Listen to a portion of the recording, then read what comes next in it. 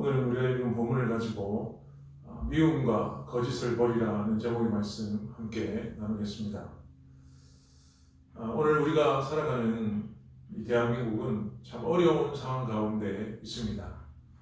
여러 가지 어려운 부분들이 있겠지만 가장 어려운 부분은 서로 분열되어 있다는 것입니다. 한반도가 남과 북으로 분열되어 있고 또 남한에 있는 국민들끼리도 서로 좌와 우로 분열되어 있습니다.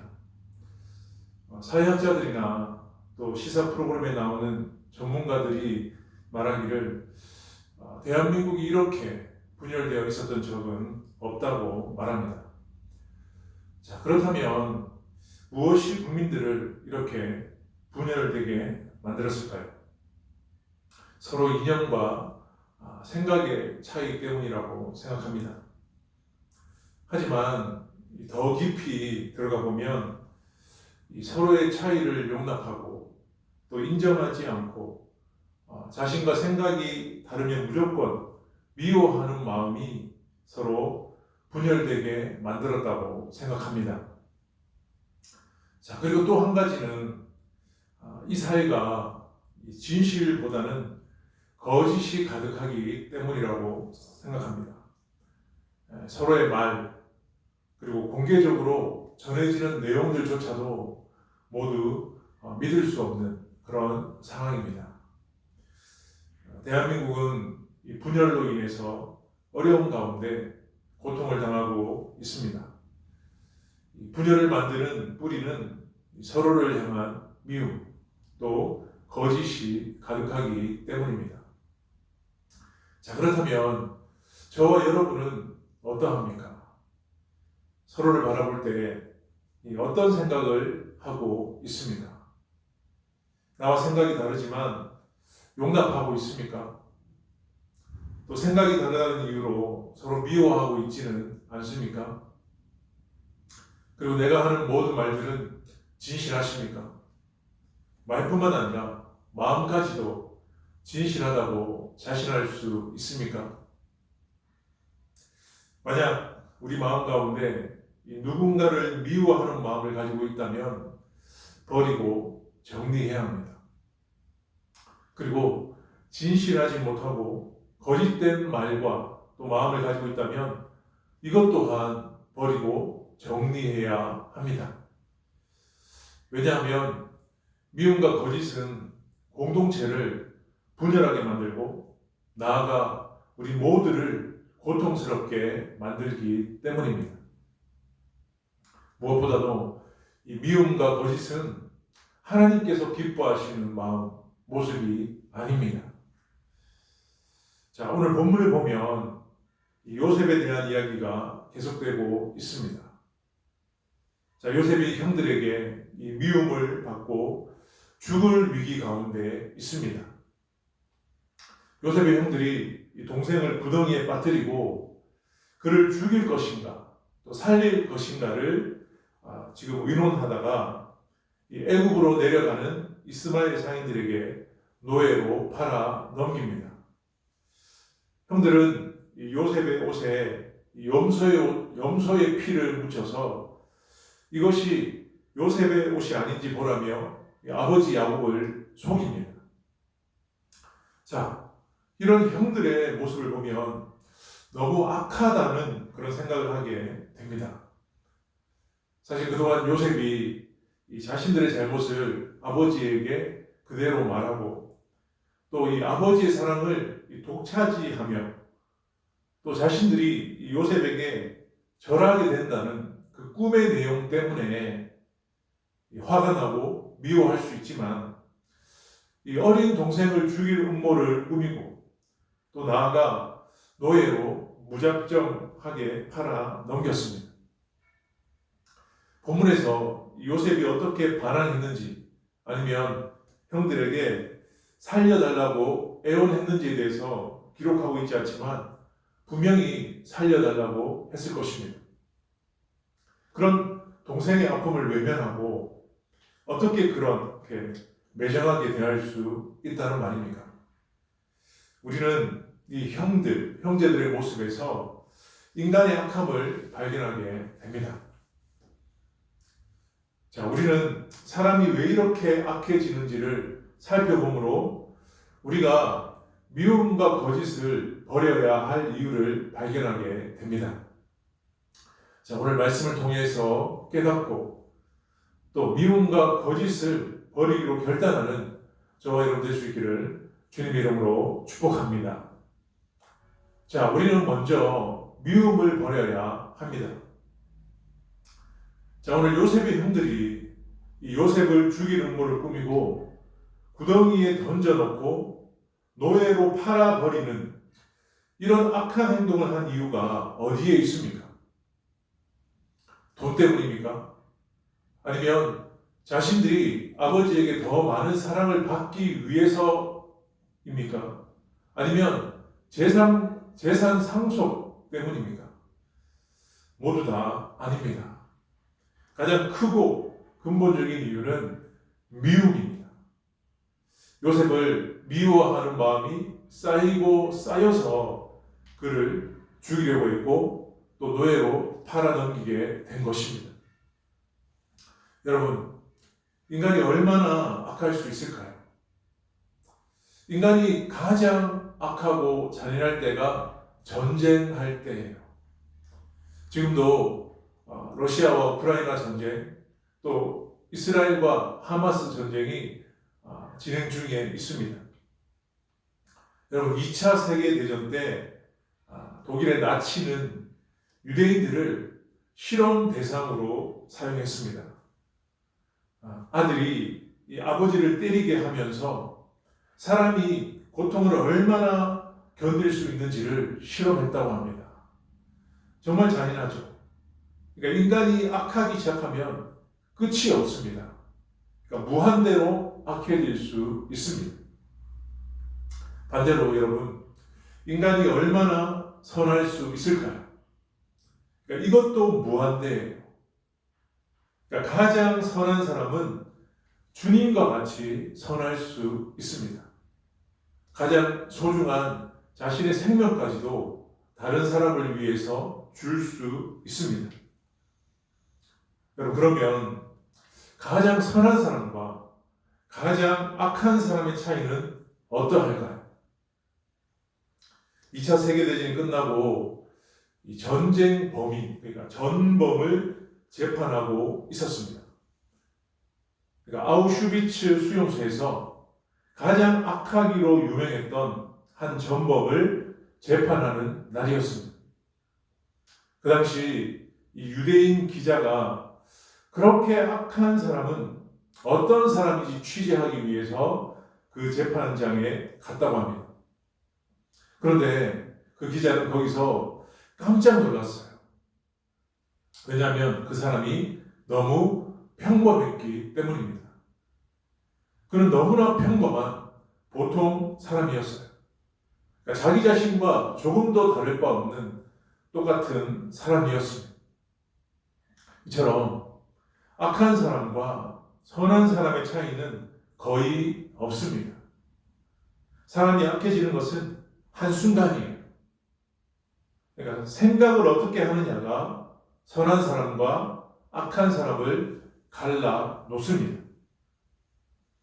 여기에 대해서 잠언 23장 7절에 보면 이렇게 말씀하고 있습니다. 대저 그 마음의 생각이 어떠하면 그 위인도 그러한즉 이라고 했습니다. 사람은 키가 크고 작고 또 힘이 세고 약하고 잘생기고 못생기고 이런 것이 사람을 평가하고 판단하는 기준이 아닙니다.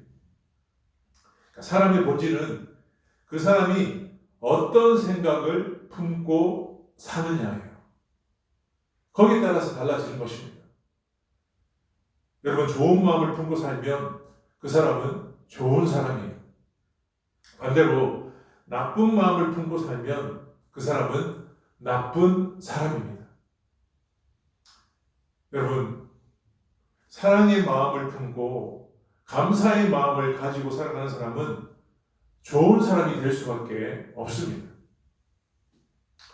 우리가 신앙생활 하다 보면 이런 말을 자주 하잖아요. 은혜 받았다. 여러분, 은혜 받았다는 말이 무엇일까요? 여러분, 은혜 받았다는 말에는 우선 자기 삶을 긍정하고 있다라는 거예요. 그러니까 어떤 사랑을 경험하고 또 감사한 생각이 들고 그래서 마음에 뭉클하게 느껴오는 어떤 것이 있다. 이것이 바로 은혜 받았다라는 말입니다. 저는 우리 공동체가 예배를 드리며 이런 마음들을 경험할 수 있기를 소망합니다.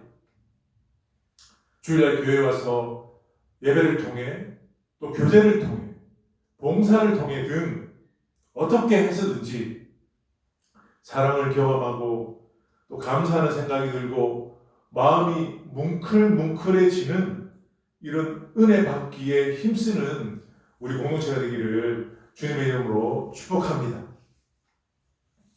따라서 이 은혜 받은 사람은 나쁜 생각을 할 수가 없습니다. 또한 악한 사람이 될 수도 없어요. 그러니까 은혜 받으면 새 사람이 되는 이유가 여기에 있습니다.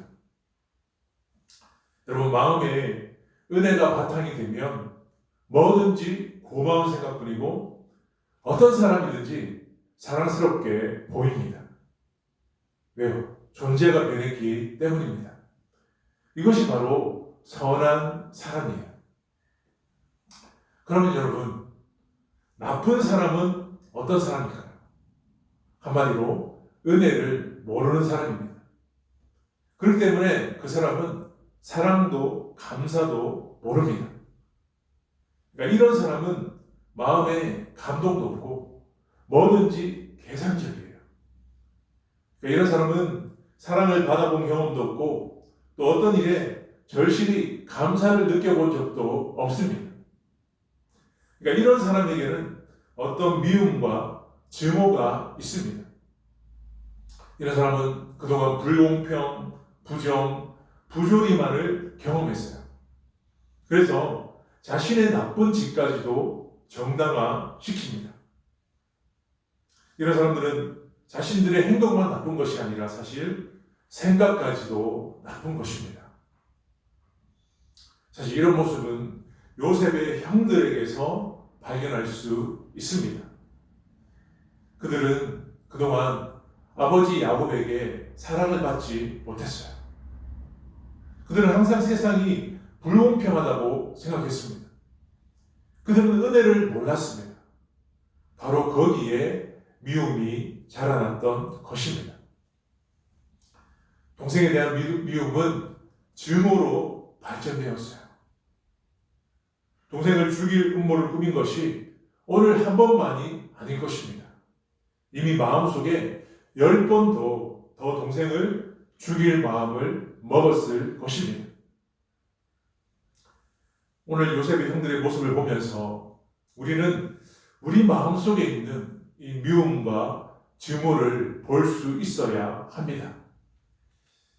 요셉의 형들이 특별히 악한 사람들이었기 때문이 아니라 요셉에 대한 미움과 증오가 너무 컸기 때문에 이런 죄와 악을 저질렀던 것입니다. 그래서 우리의 마음이 중요해요. 그래서 예수님께서도 산상수훈에서 이런 말씀을 하셨습니다.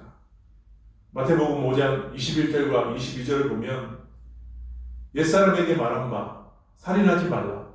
누구든지 살인하면 심판을 받게 되리라 하였다는 것을 너희가 들었으나 나는 너희에게 이르노니 형제에게 노하는 자마다 심판을 받게 되고 형제를 대하여 나가라 하는 자는 공회에 잡혀가게 되고 미련한 놈이라 하는 자는 지옥불에 들어가게 되리라.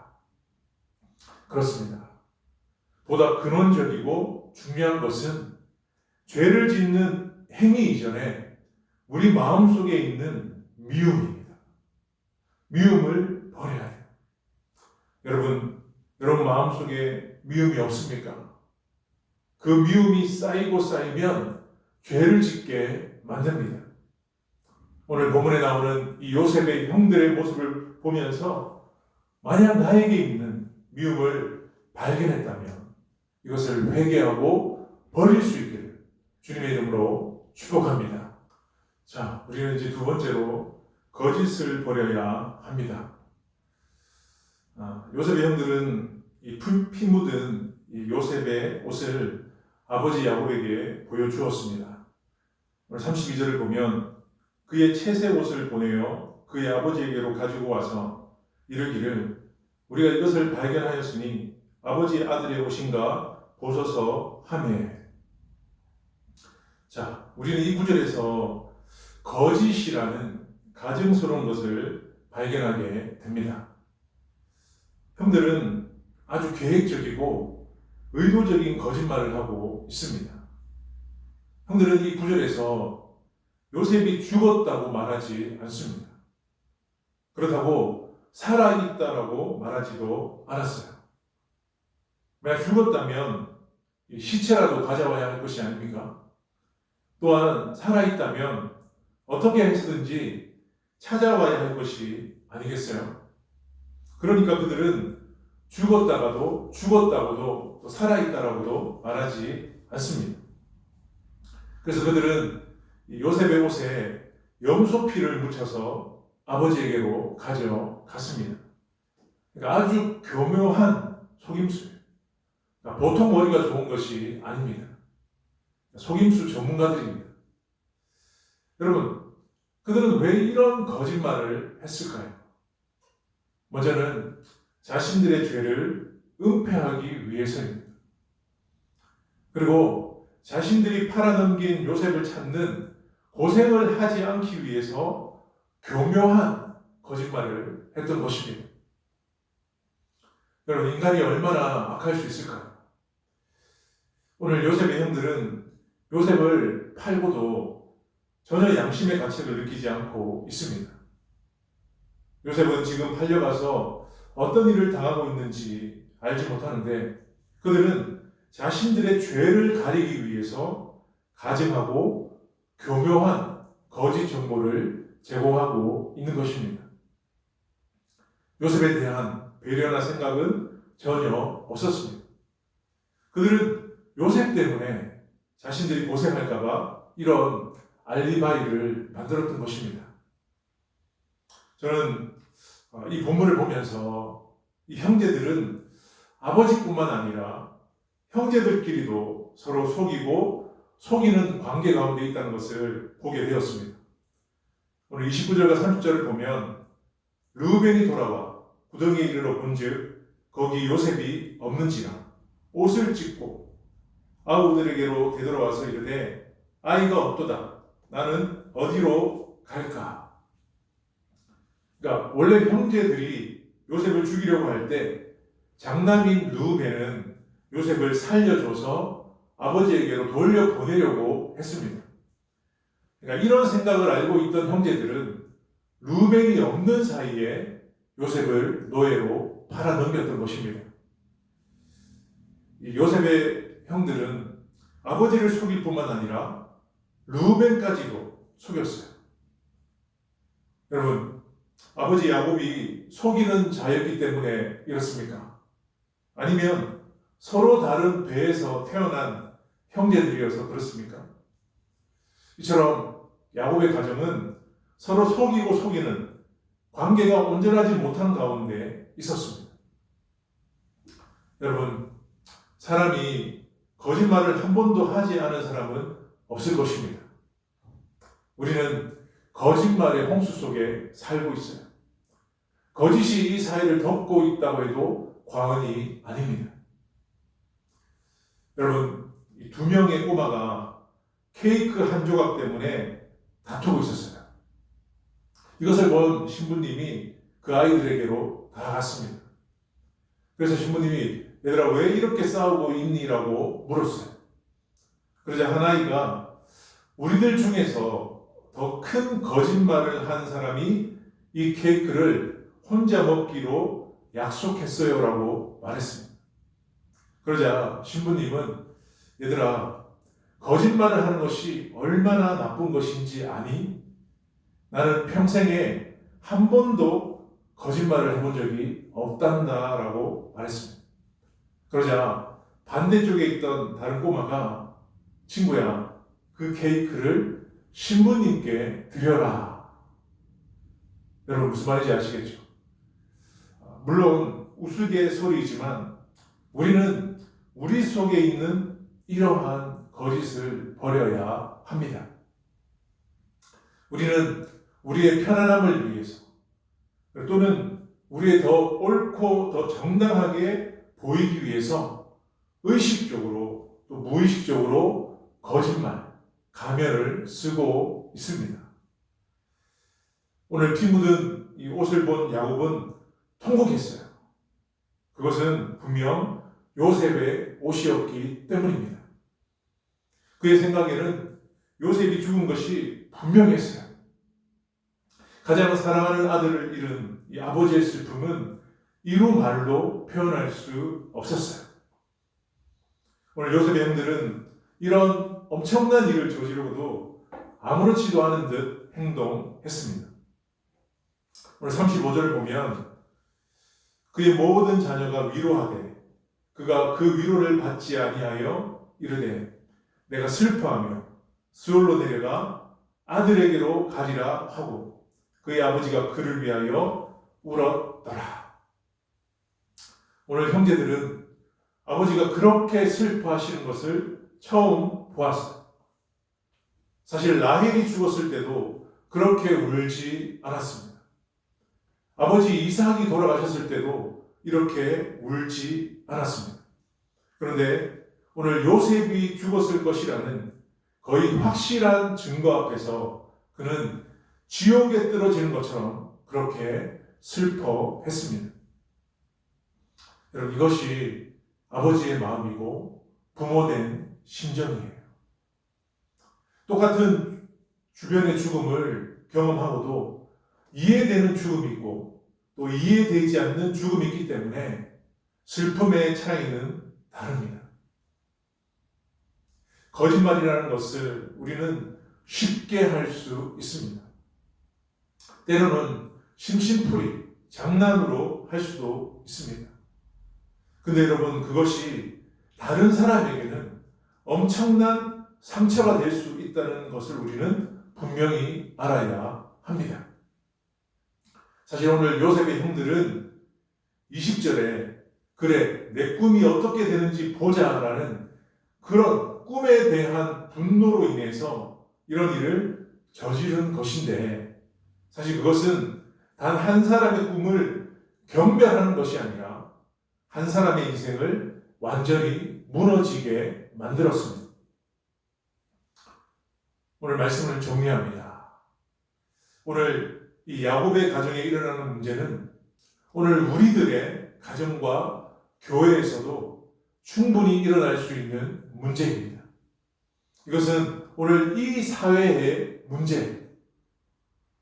미움과 거짓, 증오와 시기, 질투 등 계속 꼬리에 꼬리를 물고 일어나는 현실 속에서 오늘도 수많은 사람들이 형제의 옷에 피를 묻히고 있습니다.